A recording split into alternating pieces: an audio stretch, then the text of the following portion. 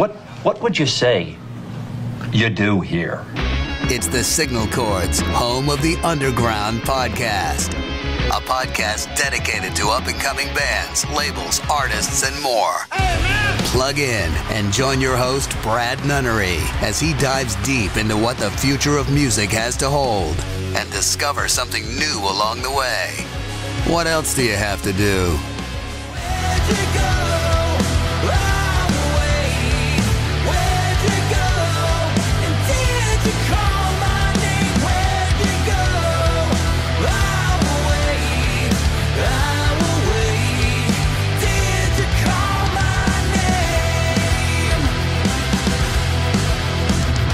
That's the latest from Alter Apex. It's called Beyond the Grave. It's on Signal Chords, home of the Underground podcast. Welcome to episode 2.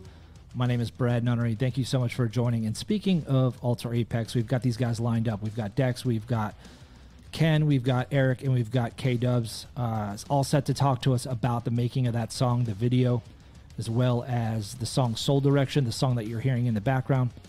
And the song that, the same song is provided in our intro. I can't thank those guys enough for letting us use that song. So appreciative. We're going to dive deep into a whole bunch of other tunes from those guys.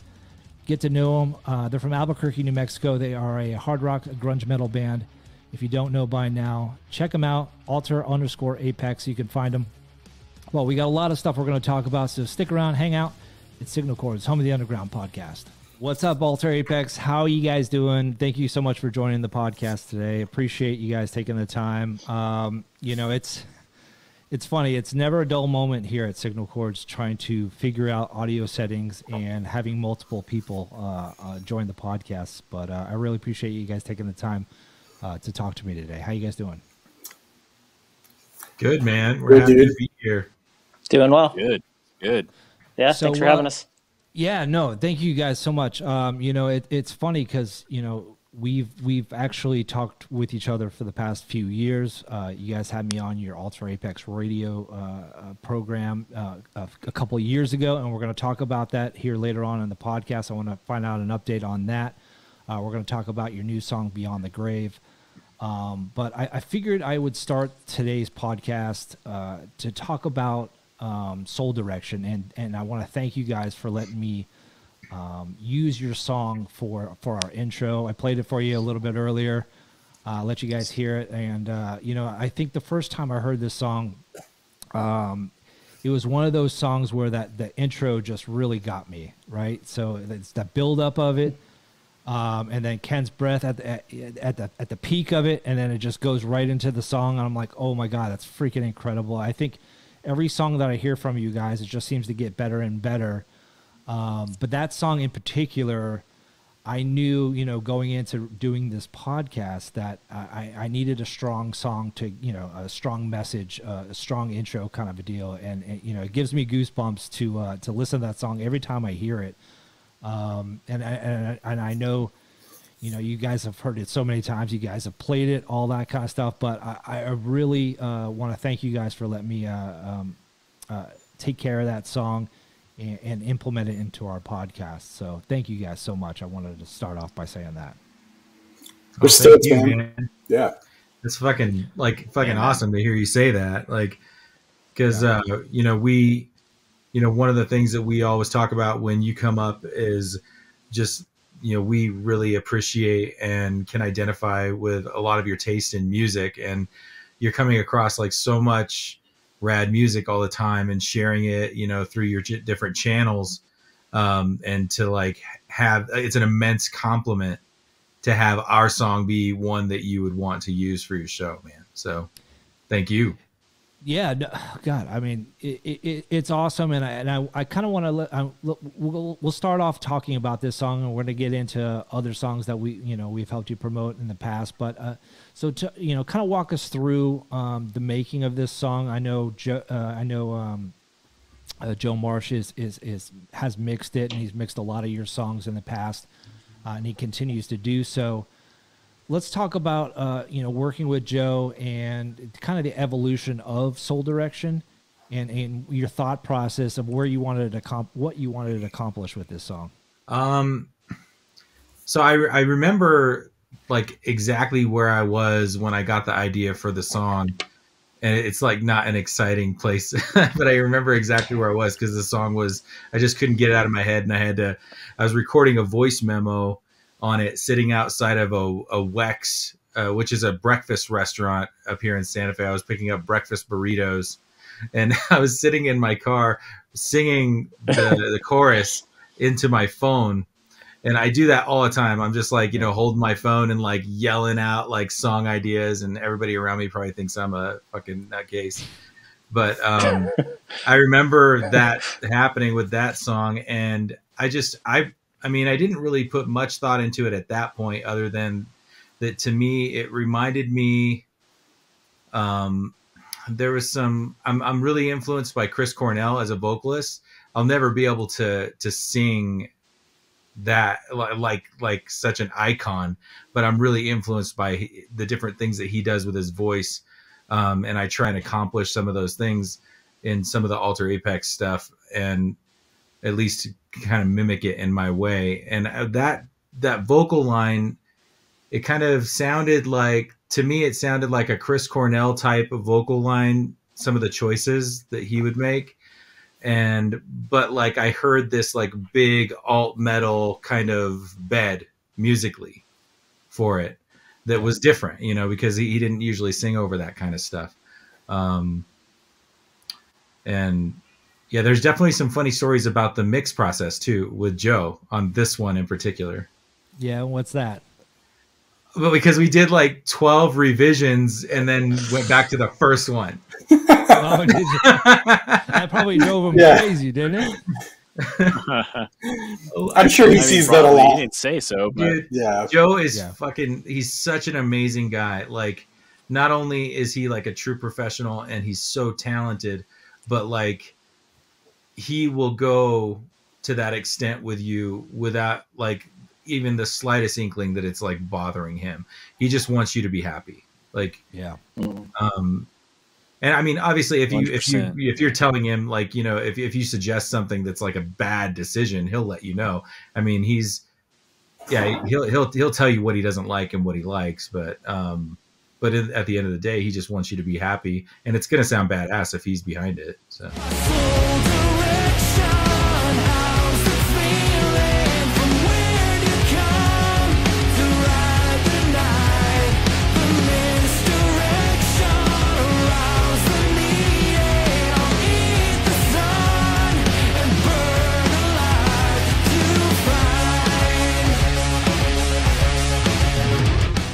You're talking about Chris Cornell and listening, and I've been listening to your songs all day today, getting hyped up for the podcast and speaking with you guys over the past few years, and what you're saying, hey, we're going for an Alice in Chains vibe here, we're going for a Soundgarden vibe here, fans of Stone Temple Pilots, Alice in Chains, Soundgarden. I mean, with every song, you can definitely take those influences, and that's what I love about your band, because you could say, "Oh, I can imagine Chris Cornell singing this. I can imagine Lane Staley." It's a really great mix that you guys do. That makes me fall in love, because we're a product of the '80s and '90s, right? We love the grunge era, the grunge movement. What kind of so speaking of which, I want to talk about. Like how you guys formed. You guys have been around since 2020, and what kind of made you decide? I know you guys have some history with the pop punk side and the punk rock side. What kind of made you guys decide to, hey, let's put a band together, let's do some grunge stuff? Kind of give us some insight into the thought process on that. There wasn't a lot of thought process. Yeah. Well, yeah. Like Ken and I go way back. To like 2000. I think I met him in maybe 2001 or 2002. We were in separate bands, and I remember getting a phone call from him and saying, "Hey, do you want to maybe do this band with me?" And so we did that. And what was it, like around 2000, maybe 14 or 15? We started hanging out again and kind of messing around with that old pop punk stuff, and we decided to like kind of take it to another level. We want to play this stuff. We're recording it. We're getting together. We're hanging out. We're having a lot of fun. And okay, well, we got to get someone to play drums. And the only person I could think of was KDub, because KDub and I had been saying for years, like, oh yeah, let's be in a band together. Someday we're going to be in a band together. Yeah, let's work on something together. And so I think I dug up like a video of KDub playing, and I was all, I think this is the guy, because he was badass. And so we got together and did that for a few years, and did sort of like a full-fledged Time for Change reunion. That was our pop punk band with our old bass player Lenny.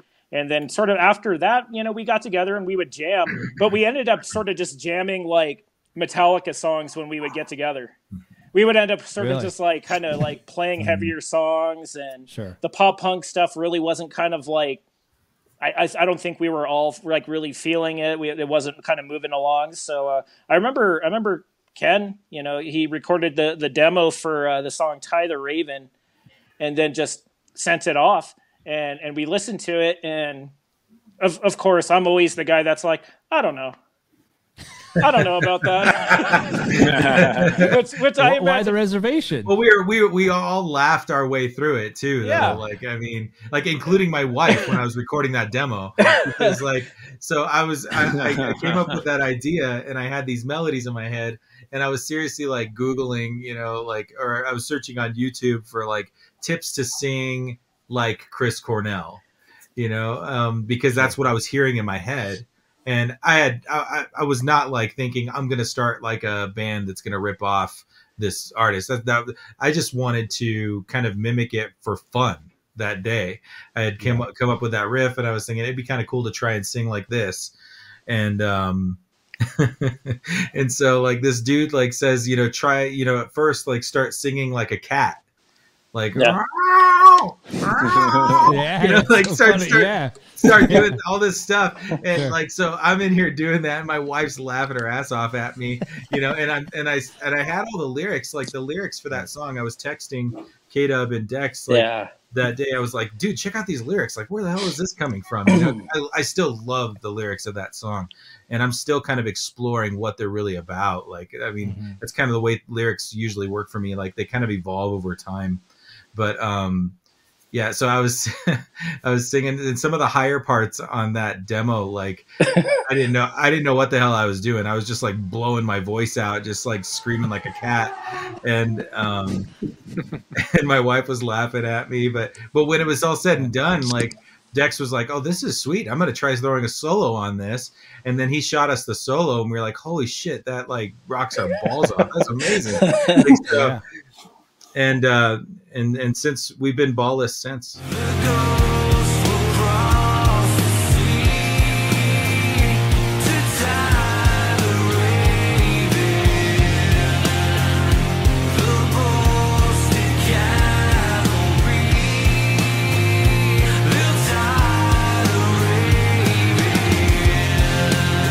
Awesome. I mean, it's really cool to hear, and I know Eric, you were in a band called Left Unsaid with Mario from Nights Like Thieves and doing the pop punk stuff. How is it different? When you approach the bass. I know with punk it's like 3 chords and you're just going up and down. But how was it like adjusting to actually playing grunge, or had you played grunge before in that band? No, man, it's this is my first attempt and stab at doing something completely outside of the punk arena. So,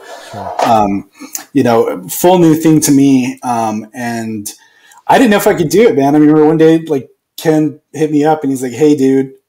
Well, actually, let me back up a little bit. I had seen Ken had posted a cover he did of a Mad Season song, and I remember showing my wife. I was like, "Dude, check this out! Like, Ken can sing like freaking Lane Staley. Like, listen to how good this is." Because all I knew was Ken's pop punk voice. That's all I've ever heard in the past. Right.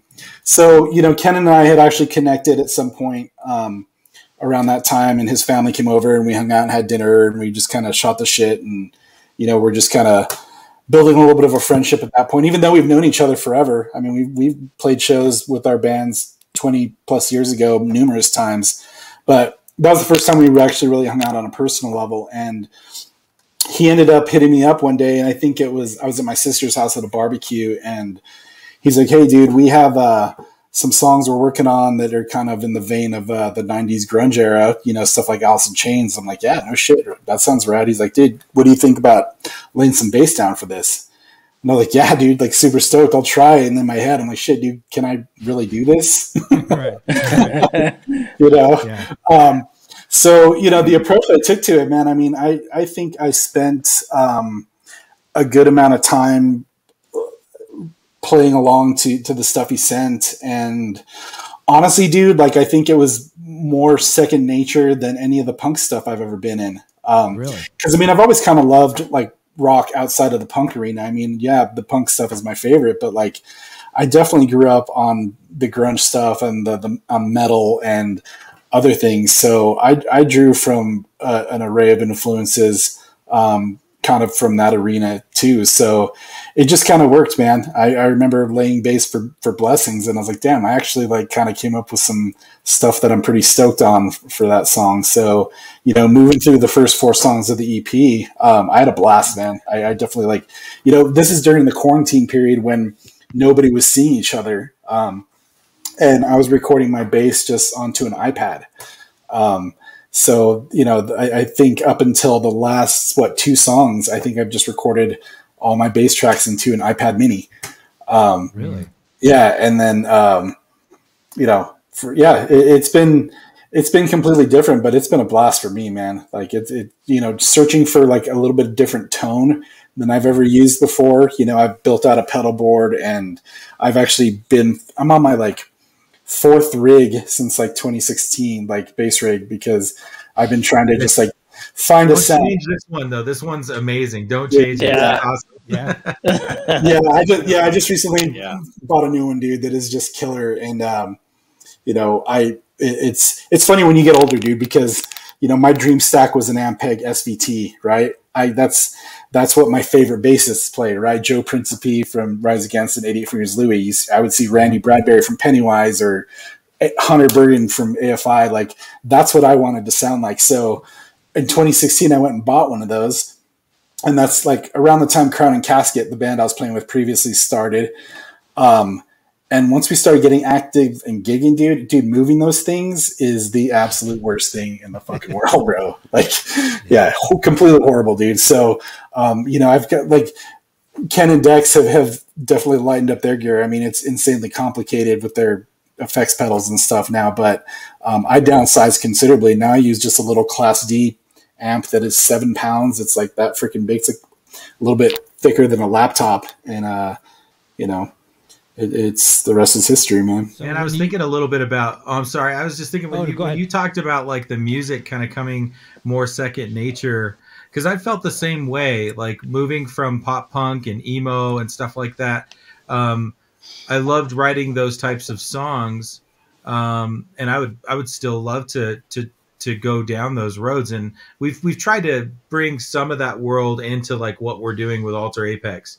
We're trying to lean into some of our like different influences from the past, but like this style does come a lot more second nature to me. And when you were talking about that, Eric, it made me think that maybe some of that is because it's, you know, like this type of rock has a lot more blues bass to it. Like, and blues scales like flow a lot more, and pop punk and emo doesn't really go there. Really? Like, okay. but rock and blues, like they kind of really like, they lend to each other a lot. Even when you're playing really hard rock stuff, there's a lot of blues there. I don't know. That's for me, that I feel like I can go into those bluesy places vocally, guitar wise, in this style. And I didn't feel like I could with like pop punk. Sure. Yeah. It does it seem to more like if you're in the pop punk, it's more kind of in your face, and you got to make a point really fast to where like you actually can sit back and think about how the songs are laid out instead of just the 1 2 3 1 2 3 1 2 3 kind of a scenario. Is it that kind of a process to where you can just sit back the type and let of the punk songs breathe?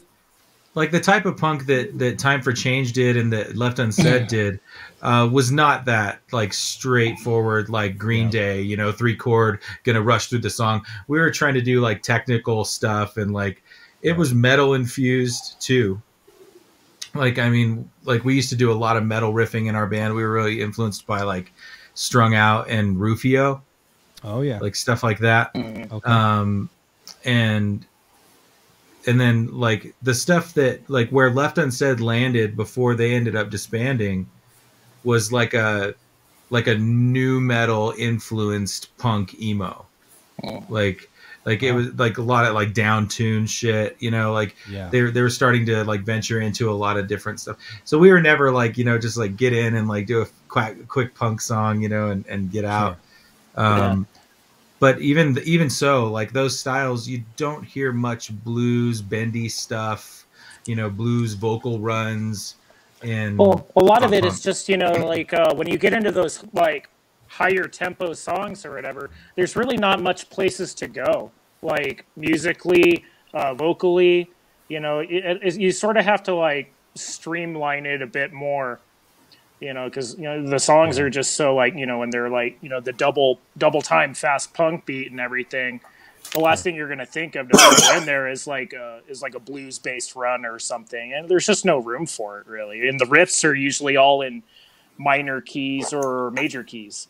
There's really not room for anything like other more melodic things. So, you know, Eric, you brought up a good point about, you know, recording into your iPad. You know, I know all of you guys are living in different areas, and you guys have all daytime jobs, and you try to make things work. How does you know, putting songs together, how do those come about? You know, how do you guys put everything together and send it over to Joe, you know, to mix? How does that walk us through the process of that? That's changed a lot actually with the more recent songs. Because when we started, like Eric was saying earlier, like everything, we were in quarantine. So like our state was actually pretty much like locked the fuck down when we started this band. Yeah. And so everything that we did for our first 4 songs, we didn't even step into the same room with each other at all. Like, and so we recorded, mixed, mastered those. Those were the only songs that we recorded that weren't with Joe. But we had that EP ready for release. We actually had it already uploaded and ready to release on Spotify before we even stepped into the same room together. So we stepped into the same, we got into the same room together. I think it was like a week or so before that released, right? And then we recorded 4 music videos in the same afternoon. Like that was the first time we ever played together. Yeah. That's crazy. Yeah, the EP was done before we actually or something. Yeah, before we even met up to even play the songs live together, it was ready to. Like, not to say, like, I don't think our songs are like really intricate, crazy songs. I mean, there's parts that are challenging, but like, if you consider what we just said and then go back and watch those first 4 music videos, we're actually fucking playing the songs, and it's tight. Like, it's like it's not like, I mean, when it cuts to all those individuals, like Ken has a lot of different drum fills that I really love on quite a few of those songs on that first 4 EP. And I edited those music videos myself. And like one of the things that I was so impressed by was every time it cut to him for a drum fill, he played the fucking drum fill exactly the way it was on the recording. And it was the first time we had ever played together doing this stuff. Like it was cool. No, I like our band a lot. It shows. I just want to know who's responsible for mixing and mastering and getting all the audio files and getting everything together. You know, it's a total DIY thing that you guys are doing, and that's what a lot of bands are doing nowadays. And it always, as a person who's not a musician, right? But it always blows my mind. I know there's technology out there. You can send, you know, bass files and all that kind of stuff. But who's left in charge ultimately of putting everything together and making it sound good? And well, I put it together. I don't make it sound good. Like I put, like, without Scott Horton for the first 4 songs and without Joe Marsh for everything since, these songs wouldn't even be released, because I wasn't able to give them the mix treatment that they deserve. But I'm able to kind of like work with the rest of the guys, and we kind of co-produce what's happening. But I'm usually able to hear when the song is there. I just can't take it to where it needs to go mix wise. And so once I know all the parts are there, and then I just send it all to Joe, and then he does his magic. Yeah. And what's been really cool about the last few songs or whatever is getting together in the same room and like recording the parts and hashing out the things and trying out new ideas, which, you know, like in the EP we did none of that. It was just like, yeah. It's changed. So it's changed since the Definitely. EP. Yeah. Quite a bit. I love it now. I mean, like Dex records all my vocals with me, so he's like there to give me that extra vote of confidence. You know, because like sometimes I think if I'm doing it on my own, I might settle for a take that I could have done better, like, or I might, you know, I might sing something well, and then for some reason I want to do it again, but that was the take that we should keep. Having Dex there is like it's really, really helpful, because he's like, yeah, that's it, that's done, or yeah, you could do that better, or do it again. A lot of the times when Ken is like, oh, I don't like that take, but I was like, that's the one. it's that one. Right. Yeah, that's the good take right there. So for like Not Your Time and Beyond the Grave. And was there one before that? Soul Direction, you tracked that one vocally with me. We started getting together for the bass with Not Your Time. Yeah, that was fun. I recorded Eric's bass on that one. I was engineering that session right there. Yeah, I think that's one of the things that was really different for the last two songs, was that I was there at Ken's house recording, and you know, I think for these two we kind of challenged each other to do better, right? Like we were pushing each other to try different things, and I think with Beyond the Grave, there was a lot of parts of it that like I wasn't hearing the same thing Ken was hearing when, you know, he sent that demo out bass-wise or whatever. So it was almost like going into recording, and I'm actually like learning the song. He's like, no, we're going to change the tempo on this part, so play this part different. We're going to do this part like this. And it wasn't him telling me how to do my parts or anything, but it was definitely like one of those things that we wanted to make it as good as it could be. Yeah. You know, sure. and you know, going in there and being face to face, you know, which hadn't happened yet, we were able to kind of hash out and write stuff together, which in person we had mostly never really done before, because prior to that, Ken was sending stuff, we were laying it down and sending it to him, and that's what got shipped off to be mixed. And I think we're all like really like, not like perfectionists, but like we do put like a lot of like effort into stuff. So, you know, like even when we were doing stuff on our own, I wasn't going to send like a bum guitar solo to the guys. The only time I ever did that was like, okay, I kind of have an idea, maybe something like this. I'm going to re-record it, but this is the general idea of what I have. But, you know, it's like, but being there in the same room, yeah, that's really, really cool. Cause like, then you're like, well, now I really don't want to like suck in front of my buds, you know. Yeah. So the pressure's on, right? The pressure is on. Now we feel like the red light is on, you know. It's like, okay. And then you have like you have 4 sets of ears being applied to the parts, and like so we ended up, I think that because we got together, you know, in the same room and we're doing it in real time together, you end up having more parts that we can add to the song that we wouldn't have done before, because it's like, hey, Dex, that part you do at the end of the solo, do that in the outro, but like string it out like this, you know, or hey, let's all do like woes on the outro, you know, like we did on Beyond the Grave. We wouldn't have been able to do that without all being together, you know, like that was a kind of an AFI influenced thing that we did at the end of Beyond the Grave. That's some of us bringing in the punk stuff into like the grunge metal thing that we've morphed into.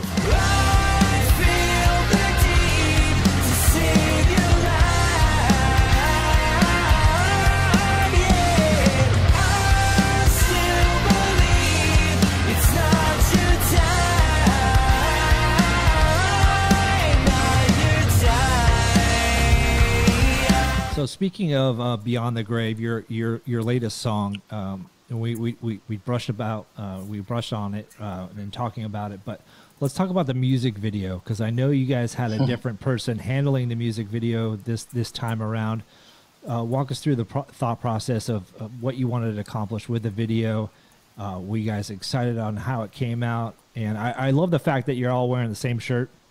I thought that was really cool, and I want that shirt, by the way. Just a little side note.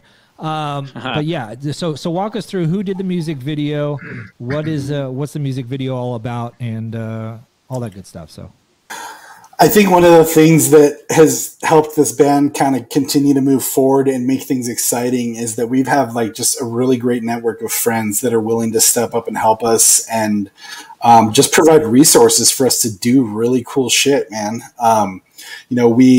For our video for Draw the Curtains, we got to use this kind of it's a youth center, but it's focused on like non-traditional arts, right? Like graffiti and DJing and skateboarding and video editing, stuff like that. But we got to shoot in this really cool warehouse. And then, of course, Mario did the edit, etc. Because my friend is the executive director of that place. But for Beyond the Grave, we have a couple buddies that work they do camera work. They've worked for the local network affiliates here on some shows. I think they're one of them is still currently doing video for one of the basketball team here for the university and stuff. But they've been offering to shoot us for some time because they have access to really sick gear. So we started talking about wanting to gather live footage. Because obviously that's a portion, right? You want to get your live footage and you want to get your B-roll, and that's what mixes up to make the video. But they were talking about using their studio, but then ended up pulling us to our public access station here, which has a couple rooms that you can go in and just use for free. They have a giant green screen. But we actually didn't use the green screen. We ended up using just a small room upstairs. And we just had a couple backdrops of a black curtain, and our buddy Will and our buddy Henry just do really, really good camera work, man. They spent a whole day with us for pretty much nothing, just to hang out and contribute and help us do what we're wanting to do. So that's that was that piece, and then Ken got all the footage and worked out somebody to do the editing and adding the B-roll. We found a guy online that like did some really, really cool, captivating, like grungy, distorted, weird B-roll shit, and like he pretty much put the whole video together and added all that stuff. Yeah, it's killer. I love the way that it came out. I just love the grittiness of it. It's a real gritty kind of a music video. It's very 90s for sure. Oh, totally. It's It's totally what you would see like on 120 Minutes and all that kind of stuff. It's very reminiscent. It's really cool. Go ahead, Eric. What were you saying? No, I was just saying it's very 90s. Like it just I think the vibe that it fit the song and it fit what we were trying to get done with there. And then I think my favorite part of it too is just we kind of had that little homage to Queen when we're doing the background vocals, right? Like, the way like we're standing with me and Dex and Ken. I laugh every time I see that part, but I love it, dude. It's just like, oh, that's cool. But it's cool you mentioned the shirt, because that was one of the ideas we had too, because we've seen a lot of bands that kind of do sort of a uniform when they play live, right? And like I've seen AFI wear all white, or they all kind of look similar. And so we talked about that. And I don't even know if we had planned to do it for the video prior. We had just were like, hey, let's get some shirts made, and then we can wear them on stage. We can all wear all black with these shirts with our logo. And, I mean, it's kind of taboo, right, to wear your own gear on stage, but No, but we had this discussion on episode 1 with my buddy Josh, and we had a discussion with Trivium back in the day, and Trivium always wears Trivium shirts while they're playing, and they're like, why do they do that? Because it's merchandising, because people are going to see them rocking that shirt, and they're going to go right to the merch tent. They want that shirt, the merch table, and buy that shirt. So it's like, you look weird, but at the same time, like they're just trying to promote their stuff and try to get everybody at the table. So no harm, no foul, in like my eyes, right? I mean, there's certain bands that absolutely get a pass. Like you go see Iron Maiden, and at least a few of them are wearing their own Maiden shirts. Yeah, I remember like Strung Out always doing it. Yeah, that was Yeah. another band. Yeah. They would have their little Atom logo Yeah. or whatever. So I love the fact that you guys all wore the same shirt. It's the video's killer. I love the song. I love everything that you guys have pretty much put out. I don't think there's one song that I didn't like. But what I guess one of the questions I haven't asked you guys yet, and I'm curious whether or not you guys are actually going to put out a physical release of any kind of sort. Are there any plans for a physical release, like a vinyl, since those are hot nowadays, or CD or any of that kind of stuff? What's your thoughts on all that kind of stuff? So I love the fact that you guys all wore the same shirt. It's the video's killer. I love the song. I love everything that you guys have pretty much put out. I don't think there's one song that I didn't like. But what I guess one of the questions I haven't asked you guys yet, and I'm curious whether or not you guys are actually going to put out a physical release of any kind of sort. Are there any plans for a physical release, like a vinyl, since those are hot nowadays, or CD or any of that kind of stuff? What's your thoughts on all that kind of stuff? Well, we've talked about it, but like there definitely aren't plans for it. I mean, Yeah. like it would be cool. We all think it would be really cool, but yeah, I mean, we just haven't really put that into action because we're probably just, we get excited about, what's the next song going to be. Sure. And right now what we're doing, we have about 5 songs that we're working on that we're thinking we might do another EP. And we're just needing to, they're all just in demo form right now. And so we just need to like get our parts, start jamming them. I think we're probably going to do one of them at our next show, which we're playing with. Mario is actually coming out with one of his other bands from San Diego. They're going to play here in Albuquerque, and we're going to open up for them. And I think I've been starting to mess with 7-string guitars. Like, so we've like started to do like lower tunings and stuff, to see where that takes us. And if the 5-song EP that we've been talking about works out, it's going to have at least 3 of the songs are going to be like these like really low drop B, drop A songs that we hadn't really fucked with before. So I'm excited about that. I think there's a couple factors in the whole vinyl thing, dude, because like, first off, like I would love more than anything to do a vinyl. Like none of my bands have ever put out anything on vinyl, and I collect vinyl myself and I love it, but dude, it's expensive. I think that's the main thing. A lot of this whole band is self-funded. We don't have a record label. We're doing everything ourselves, man. Everything is just equally pitched in by the 4 of us, and we're fortunate to be at a point where a lot of the stuff we're doing is somewhat self-sustaining, but it's still not to that point where we could order, 200 copies of vinyl, because I mean it's pricey, man. Yeah, I mean it's almost getting out of control, to be honest. Yeah. I mean, like you're waiting like 6 months or a year at times. I mean, I got a typo negative.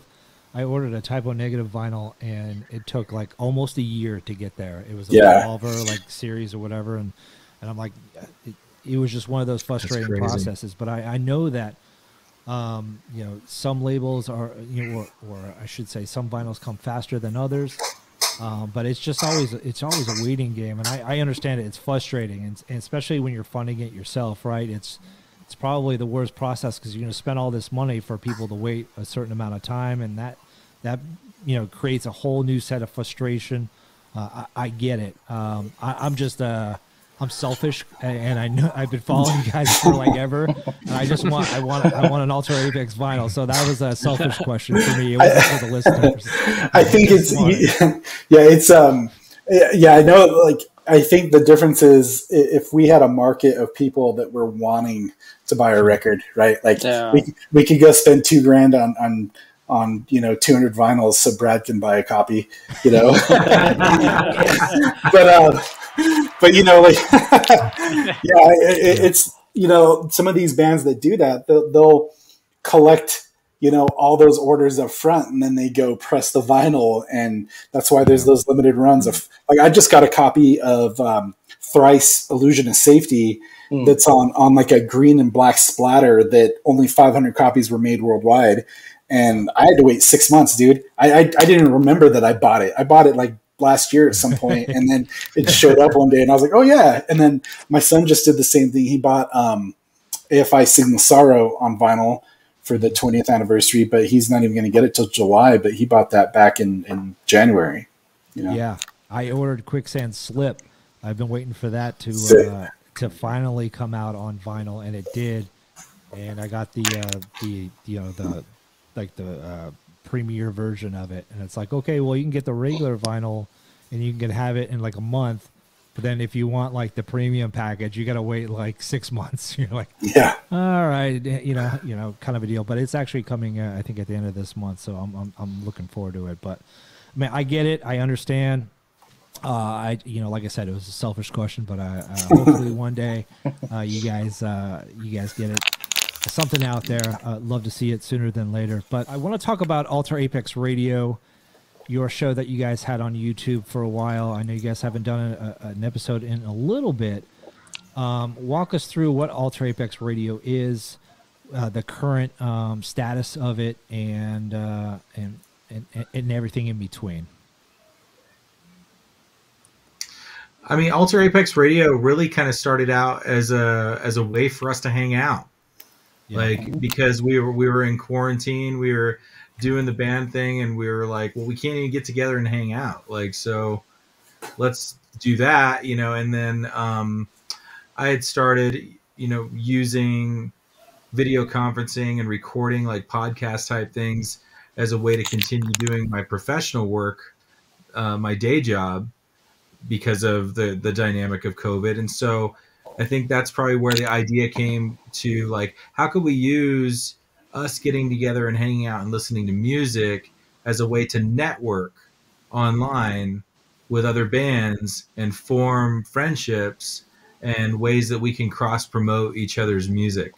And so we just kind of decided to do a few songs an episode. We kicked things off with a few. I know we did an attendance song on the first episode. We did this really cool band out of Canada that I'm forgetting the name of them right now. Anyhow, but like, we did 3 songs, and then we notified those bands, hey, we did this thing if you want to watch it. And for the most part, every time we did one of those episodes, we would form a new friendship with another band. And we found a lot of really great music. We got to know each other, in that context. Sure. I know that, like, I mean, Dex and KDub and I, we had hung out for a while doing the other music, but we didn't hang out as often as we have, like, with Alter Apex. And none of us hung out a lot with Eric, so we all got to know each other in this context doing Alter Apex Radio. And I mean, when you have music, friends who are passionate about music, one of the ways you get to know each other is by showing each other new music. Yeah, that's one of the best things about it, right? Because you're turning everybody on, and you had me on as a guest for Rare Disease Day. I really loved being a part of it. It's a really great idea. I love the fact that you guys kind of broke down the songs, as musicians.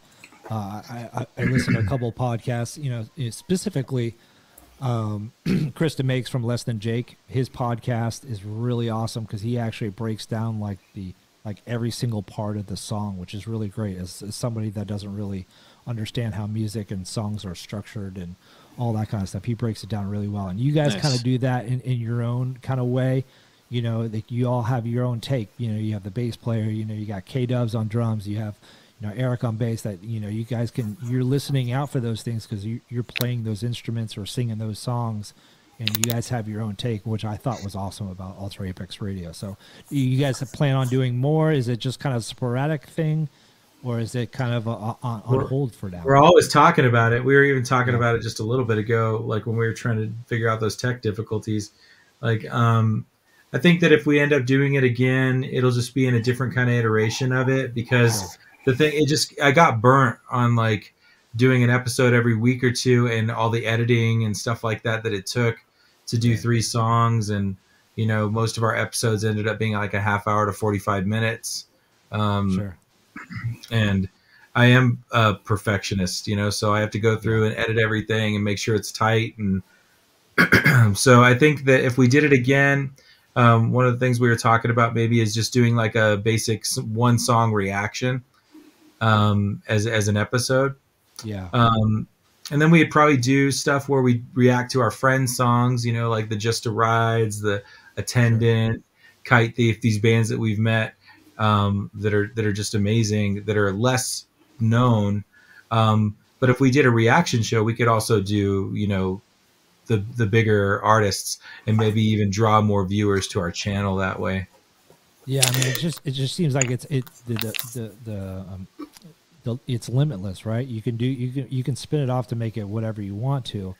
I do think it's awesome, like you're building that sense of community and getting to know the bands that you're helping promote, and I think it's really awesome, and that's what we try to do here at Signal Chords. It's like, you know, we want to build that foundation of talking to these bands and helping get out the word and developing those relationships, and that's what I always thought was really cool with Ultra Apex Radio.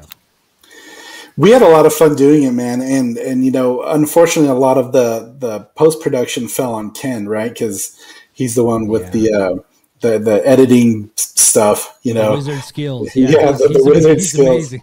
He's so, amazing. and you know, there was a time we were doing it weekly, so you know, it's no wonder he was always editing. So we've had a lot of ideas of reformatting it to keep it going, man, and I think, you know, really just what we accomplished in the short time that we were doing those and putting them out a lot was just building this community, right? I mean, if it wasn't for doing that, we would have found Joe Marsh. You know, we found, awesome. You know, we found him through Attendant, which Ken stumbled upon randomly in a comment on Instagram, right? So, you know, it was great because during that period, like mentioned, it was quarantine and we weren't seeing anybody or hanging out. So that was our opportunity to actually chat. And then we have this new band, you know, we were kind of getting to know each other a little more. And then we had some ideas. We were talking about doing this like rock chats thing where it was a little more focused on interviewing other people. And we only did one episode of that one, but that one was great. I don't know if you saw that, but we interviewed the dude that wrote Airheads.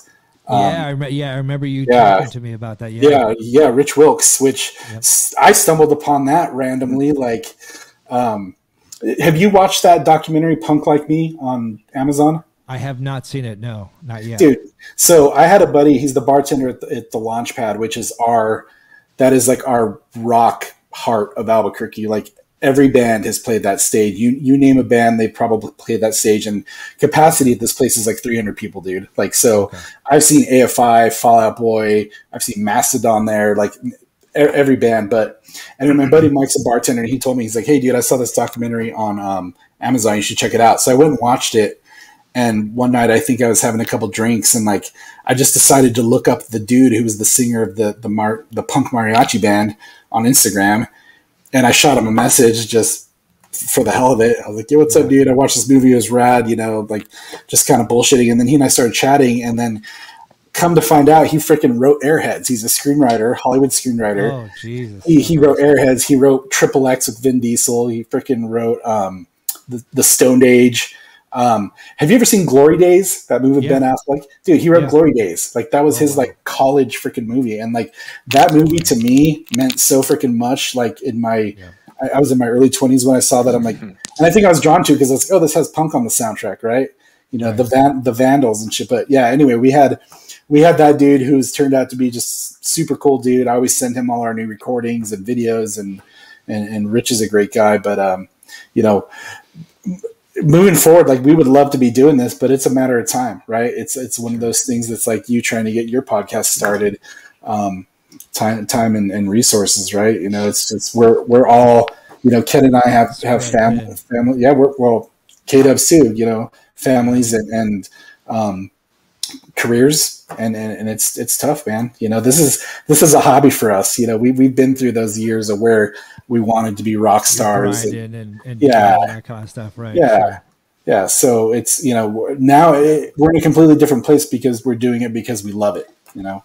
Yeah. No, absolutely. It's funny too, like all those years of like really like trying to like, hit it hard and like become rock stars, like, and then when it becomes a hobby, that's when you're writing your best shit you've ever written. Your best stuff, right?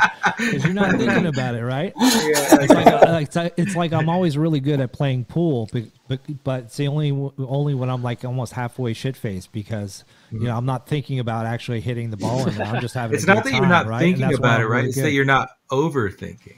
Right. Yeah. Exactly. And like, yeah, we just, did this thing for fun. And like, we ended up, I think we all share the sentiment that we're like, when we listen to these songs, it's easily, like the stuff that we're most proud of that we've created. Like, that sounds fucking great. It's awesome. And props to you for doing all the editing, because I am in the beginning phases of learning how to edit. And it's the most terrifying experience ever, because I can't stand editing. I don't look forward to it. I just got Adobe Premiere Pro. I haven't even touched it yet because I'm so nervous to even like touch it. But I know I'll wind up loving it once I know how to use it. But right now everything's being done through my phone.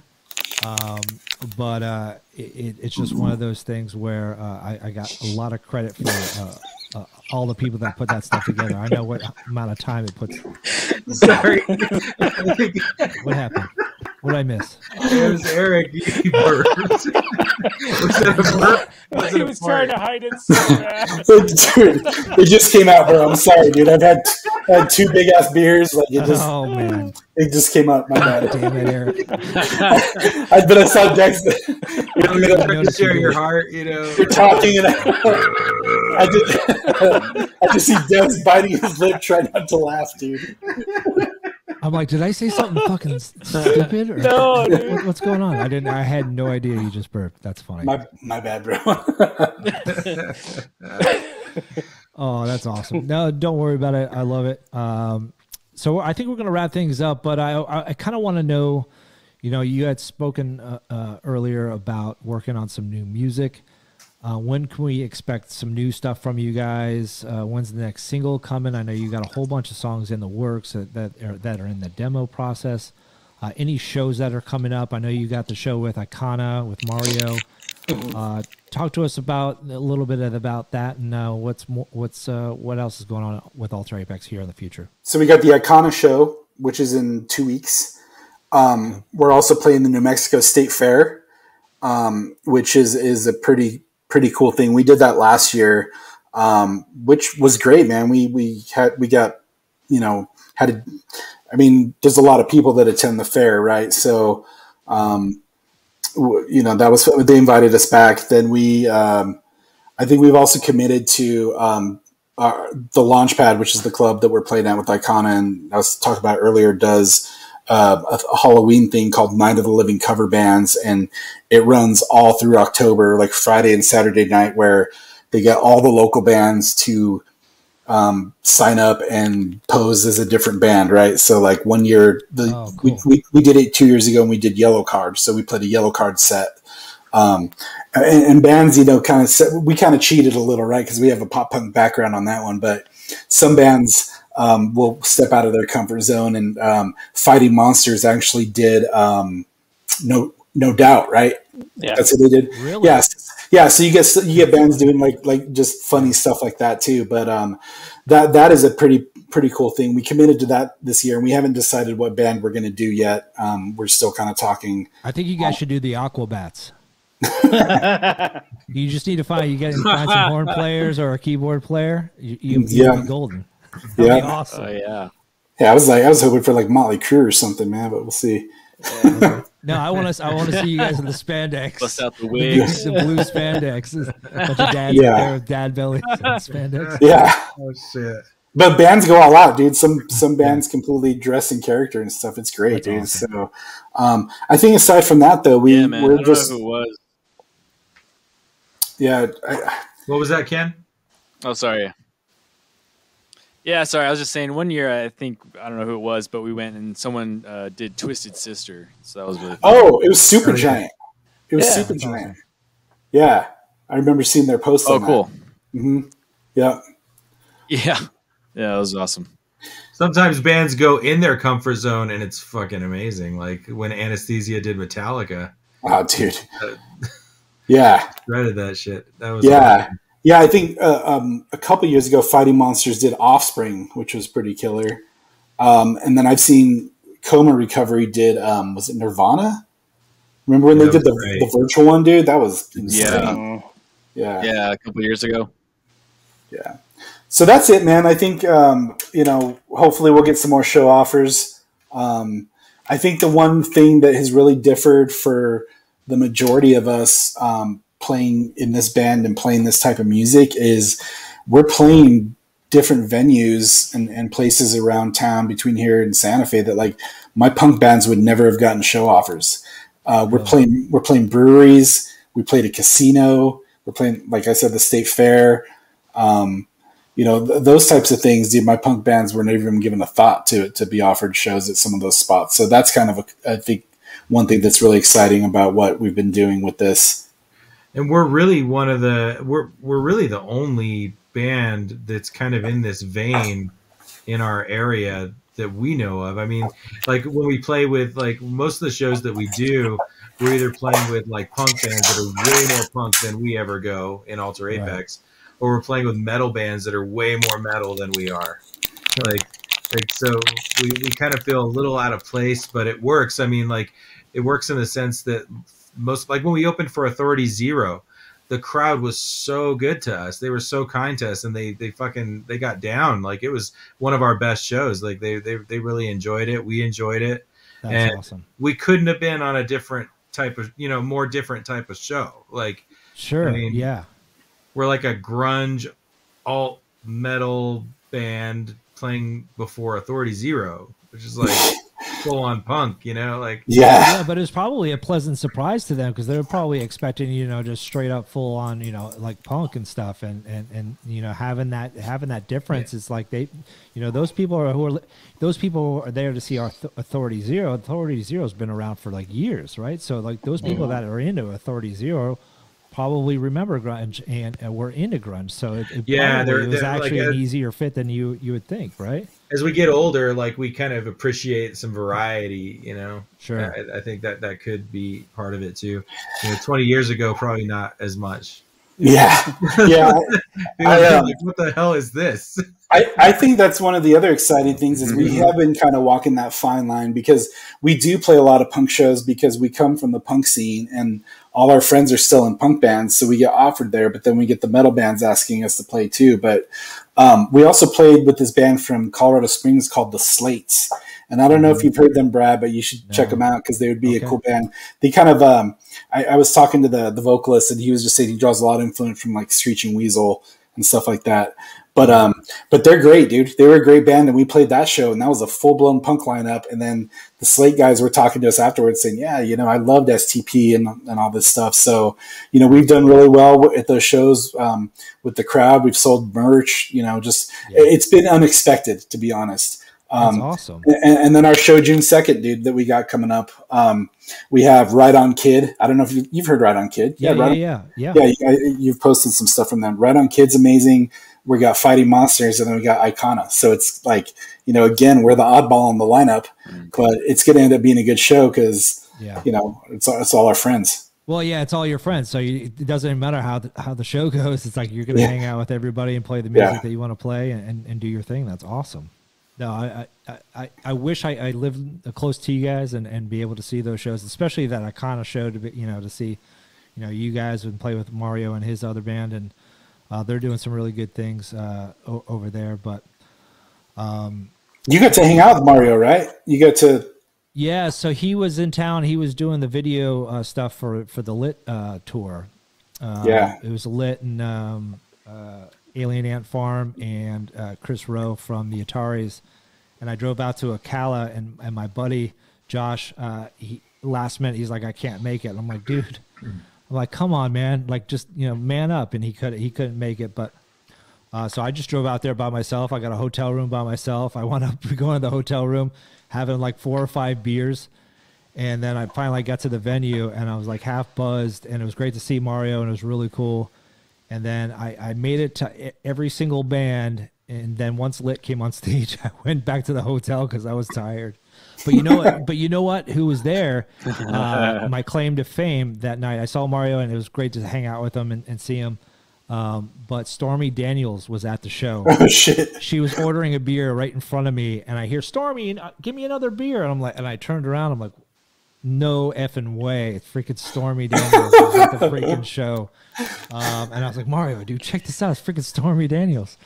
So that was such a trip to see. And like, Ocala is such like the most random town in Florida, but it was a great show.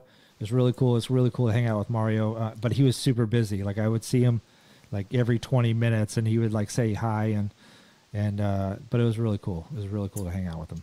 That's cool, man. But thank you guys so much. I think we're going to wrap things up. But thank you guys so much for joining the podcast, episode 2, coming to a close. Where can people find you guys on the web and all that kind of stuff? Where they can purchase merch, hear your music? If you guys want to plug anything, now's a good time, and let us know. Well, I guess we're most active probably on our Instagram and YouTube. On YouTube, just search Alter Apex. You'll find us. On Instagram, we're at Alter_Apex. And yeah, I mean, we should have like we've got a ton of songs out. I mean, well, not a ton, but we have a good grip of songs that are out right now. If you haven't heard them, check those out. We should have some new stuff coming in the next few months, probably. That's awesome. Well, thank you guys so much for taking the time to talk to me and to everybody here. Sorry about the technical difficulties earlier. But we pulled through. I think we'll check the audio tomorrow. But thanks, guys, for hanging out on the podcast. Dude, I just wanted to say thanks for all you do, Brad. I think it's Signal Chords is an awesome thing, man, and I think everybody's lucky to have you. So thank you. Yeah, no problem, man. It's an honor to talk to bands like you, and especially, talking to guys like you and listening to bands like you and becoming fans. Becoming a fan of all the bands that we're promoting here, it's been a real honor, and you're one of the first bands to really get what we're doing here, and we really appreciate you guys. So, thank you guys so much. Thanks, dude. Thanks, bro. All right, man. Take care. All right.